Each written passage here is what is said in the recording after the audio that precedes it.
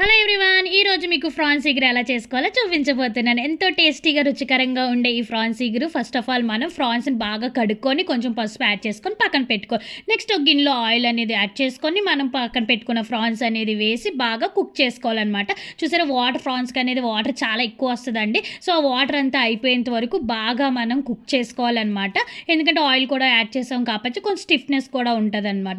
So ఈ విధంగా water అంతా అయిపోయేంత వరకు బాగా ఫ్రాన్స్ అనేది కుక్ చేసుకోవాలి, పక్కన పెట్టేసుకోండి. నెక్స్ట్ ఒక గిన్నెలో ఆయిల్ అనేది యాడ్ చేసుకొని ఎండుమిరపకాయలు కరివేపాకు వేసి చిటిపట్లాడిన తర్వాత కొంచెం అల్లం పేస్ట్, వెల్లుల్లి పేస్ట్ అండ్ ఉల్లి పేస్ట్ కూడా వేసుకొని బాగా గోల్డెన్ ఫ్రై కలర్ వచ్చేంత వరకు బాగా ఫ్రై చేసుకోండి.